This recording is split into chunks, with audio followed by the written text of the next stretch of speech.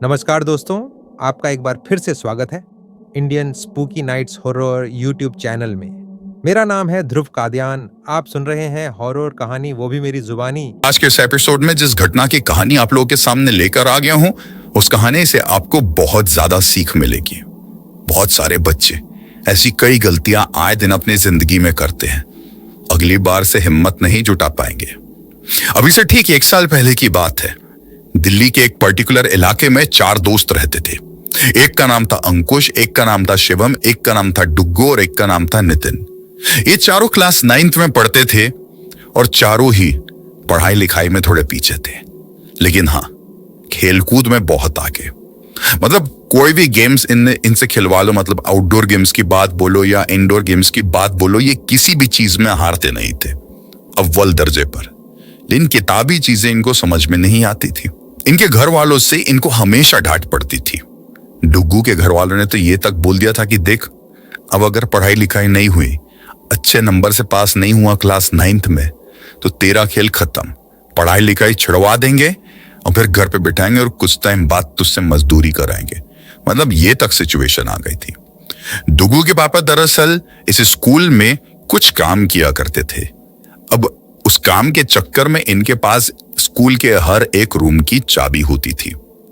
इन लोगों ने एक दिन प्लान बनाया कि क्यों ना यार, अपना एग्जाम बहुत नजदीक आने वाला है, डुग्गू के पापा के पास चाबी रहती है, क्यों ना डुग्गू अपने पापा के पास से स्कूल की चाबियां चुरा ले, रात को स्कूल में घुसे और प्रिंसिपल ऑफिस से हम पेपर निपटा दे, पेपर लीक करते हैं। किसी को बताएंगे नहीं, बेचेंगे बाचेंगे नहीं, ये सारी चीजें नहीं करना है। बस खाली अपन 4, नितिन, अंकुश, शिवम और डुग्गू, अपन 4 वो पेपर को अच्छे से रट्टा मारेंगे और अगले दिन एग्जाम दे देंगे। दरअसल इन लोगों के स्कूल में ये नियम था, जो कि इनको बचपन से मालूम था कि हमारे स्कूल में जो भी एग्जाम हो रहा है, उसकी जो मतलब क्वेश्चन पेपर्स हैं, वो 1 या 2 दिन पहले बनकर आ जाती है और प्रिंसिपल ऑफिस में रखी रहती है। डुग्गू ने भी थोड़ा सोच विचार किया और बोला बेस्ट आइडिया है, किसी को पता नहीं चलेगा। एग्जाम जब बहुत नजदीक होगा, 2 दिन रहेंगे, तो अपन अपने अपने घर में पढ़ाई ग्रुप स्टडी करने का बहाना मार सकते हैं। आने दो कोई एग्जाम। अब इनका क्लास 9th वाला एग्जाम नजदीक आया।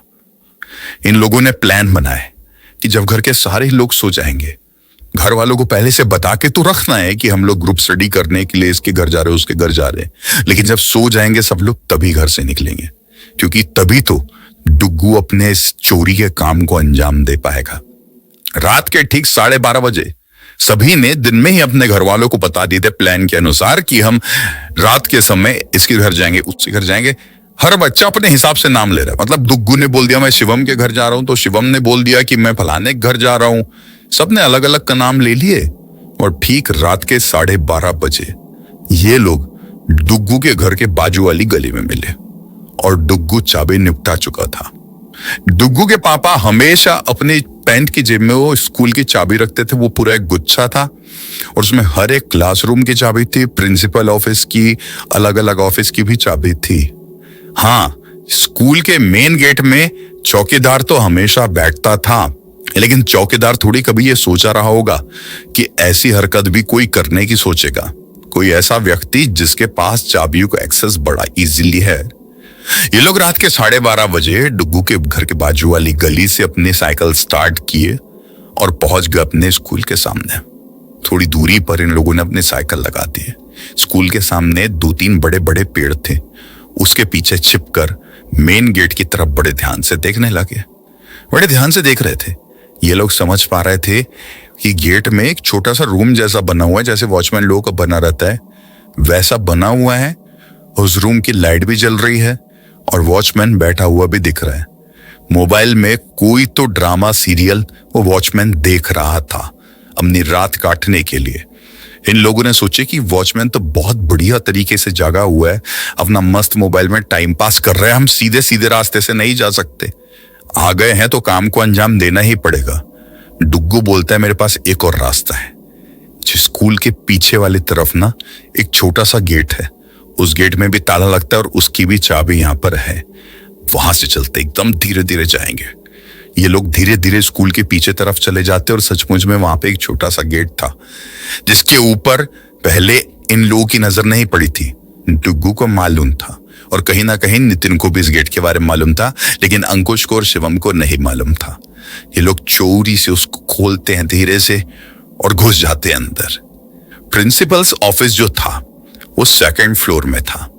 दबे पांव से ये 2nd फ्लोर तक पहुंच जाते हैं। चाबी से ताला खोल भी देते हैं। अब डायरेक्ट अंदर अलग अलग कोनों में ये लोग पेपर्स ढूंढना शुरू कर देते हैं, लेकिन इन्हें क्वेश्चन पेपर मिलते नहीं है। थक जाते हैं कि अब क्या करें। डिसाइड करने के लिए एक दूसरे के पास आए थे चारों कि इनको कुछ आवाज सुनाई देती, और वो आवाज थी, आई आपको ऐसी आवाज जैसे कि कोई फर्श में अपने नाखून ऐसे ऐसे घिस रहा हो। ये लोग घबरा गए और घबराहट के मारे एक बड़ी सी अलमारी थी प्रिंसिपल्स ऑफिस में, उसके पीछे जाकर छुप गए।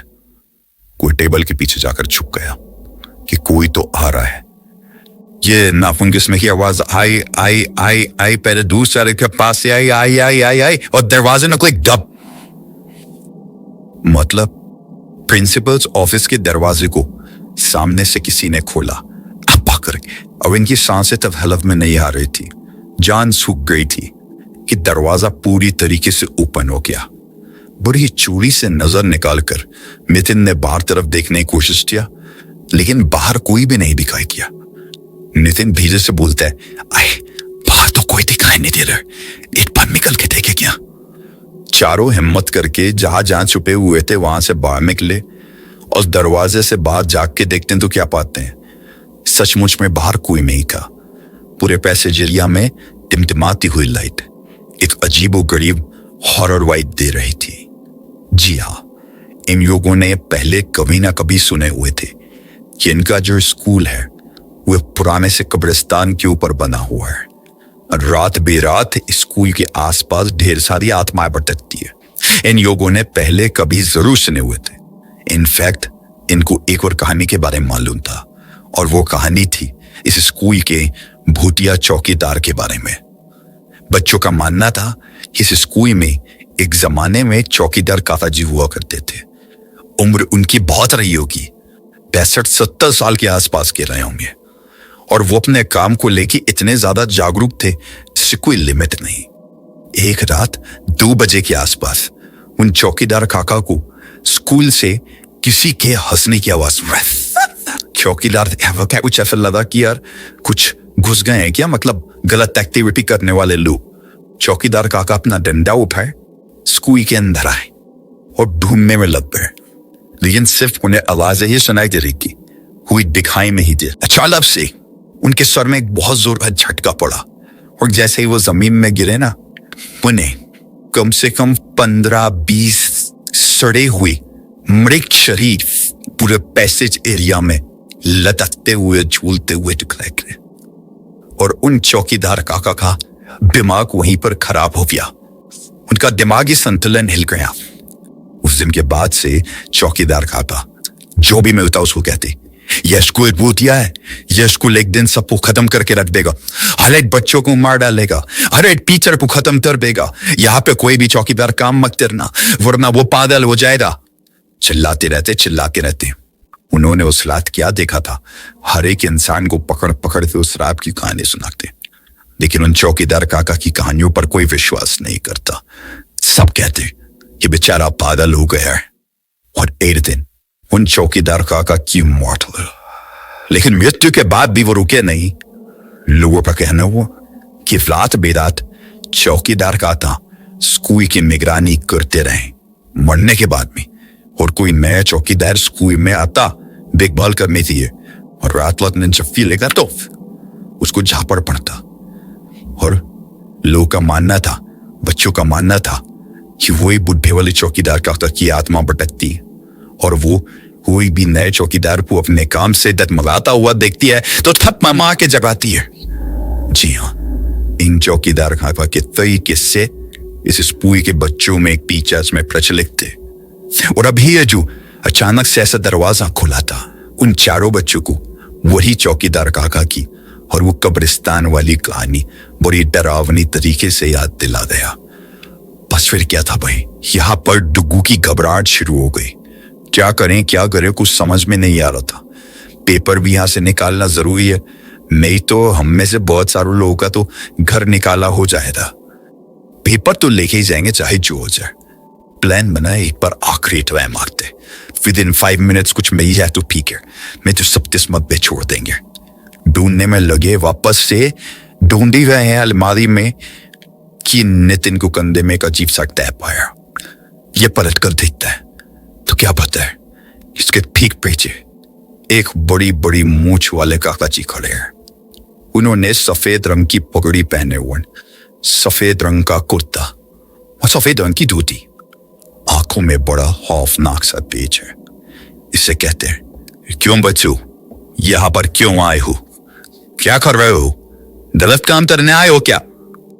नितिन हड़बड़ा जाता है, ऊपर से नीचे तक कांपने लगता है। लिटरली नितिन उस समय अपनी पैंट गीली कर दिया था। लेकिन ये काका जी बाकी के 3 लड़कों को दिखाई नहीं दे रहे थे। वो उसके एकदम नजदीक आने लगे, एकदम नजदीक आए, और इसी कारण से कुछ ही पल्लू के लिए नितिन वो बुढ़े काका जी की आंखों में कहीं खोसा दिया, हिप्नोटाइज हो गया।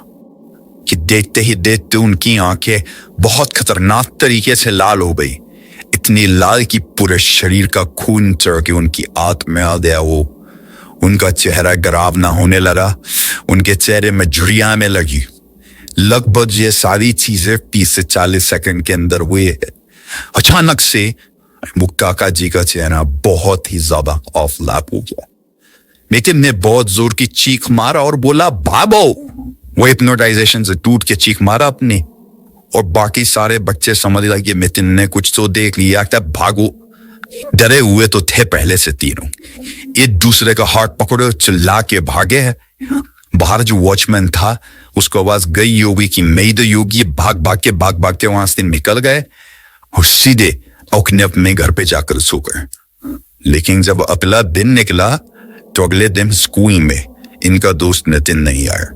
इनको चिंता हुई, छुट्टी होने के बाद ये सबकी सब नितिन के घर गए तो क्या पाए, नितिन पूरी तरीके से पागल सा हो गया, अपने कमरे से बाहर नहीं निकल रहा है और बहुत बुरी तरीके से चिल्ला रहा है। इतना चिल्ला रहा है कि उसका वोकल कॉर्ड फट जाएंगे ऐसे। मतलब उसकी कंडीशन बहुत बेकार थी, और आस पड़ोस के भी लोग उसे घर पर इकट्ठे होके बैठे हुए थे कि लड़के को क्या हो गया, दरवाजा खुले तो उसको हॉस्पिटल वगैरह लेकर जाए, लेकिन दरवाजा नहीं खुल रहा था। ये बच्चे पहुंचे, फिर आपस में बात हुई कि चलो इसके दोस्त आते हैं, हम दरवाजा तोड़ ही देते हैं, इसको निकालते हैं। दरवाजा तोड़ के जब बाहर निकाले, इसको बड़ी मुश्किल से हॉस्पिटल लेकर पहुंचे हैं। डॉक्टर लोगों ने इंजेक्शन वगैरह लगाए होंगे, ये शांत हुआ। मतलब इसको हॉस्पिटल लेकर गए थे लगभग 5 बजे के आसपास, ये शांत हुआ है रात में 12 बजे के आसपास। इसकी मम्मी गई होगी इसके पास, इसके थोड़े शांत होने के बाद, और पूछी थी बेटा तेरे साथ क्या हो रहा है। जिसने अपनी मम्मी को पूरी बात बताया और बोला, मम्मी मुझे ऐसा फील हो रहा है कि वो आदमी मेरे आसपास ही है, और अचानक से ना उसका जो चेहरा है मेरे मुंह के सामने दिख जाता है और मुझे देख के बड़ी बुरी तरीके से हंसता है। मम्मी वो मुझे कुछ करेगा तुम्हें? इसकी मम्मी बोलती है, बेटा अब क्या चिंता वाली बात है, तू तो पूरे तरीके से ठीक हो गया है, तू सो जा। हाँ, सुबह अपन हॉस्पिटल से घर चल लेंगे, फिर कोई अच्छे वाले बड़े से मंदिर चलेंगे घूमने के लिए, तो जो शांति मिल जाएगी, भगवान जी सब ठीक कर देंगे, तू सो जा, अभी सो जा। मम्मी ने इसको सुलाई है प्यार से, बचपन वाली लोरी सुना के। कभी सोची नहीं थी ये लोरी उनकी जिंदगी की आखिरी लोरी होगी। वो नहीं उठा, अगले दिन नहीं उठ पाया। नितिन की मृत्यु हो गई सोते सोते ही। कौन दिखाई दिया था नितिन को, जो कि बाकी तीनों को नहीं दिखाई दिया? चाहिए वही चौकीदार काका थे या फिर कोई और, क्योंकि यह स्कूल तो कब्रिस्तान के ऊपर बना हुआ था ना। कब्रिस्तान में भटकने वाली कोई आत्मा थी, ये चौकीदार काका की आत्मा। नहीं मानो, आपको क्या लगता है? अपनी राय कमेंट सेक्शन में जरूर बताइए। इस पूरी घटना की जानकारी मुझे किसी और ने नहीं बल्कि खुद अंकुश ने इंस्टाग्राम पर लिख कर भेजा। इस पूरी घटना का विटनेस अंकुश था। अंकुश सब देख रहा था, उसके सामने सब कुछ हुआ। मैंने सोचा कि ये कहानी आप लोगों के सामने लेकर आऊं तो इससे बहुत बड़ी सीख मिलेगी कि जीवन में कभी कोई गलत काम करने की सोचना भी नहीं, क्योंकि अगर आप किसी गलत चीज में इन्वॉल्व हो गए तो चाहे कोई अच्छी आत्मा हो, पॉजिटिव एनर्जी हो, नेगेटिव एनर्जी हो, किसी भी प्रकार की एनर्जी हो, आपको कोई साथ नहीं देती। खैर, अब इसी नोट के साथ इस कहानी का अंत करते हैं। अब तक इस वीडियो को देख लिए हैं तो लाइक जरूर कर देना, चैनल को सब्सक्राइब करके बेल आइकन के ऑल के ऑप्शन में क्लिक करना, क्योंकि इसी तरह के हैरान कर देने वाले खौफनाक न्यूज़ डेली आप लोग के सामने लेके आता रहता हूं।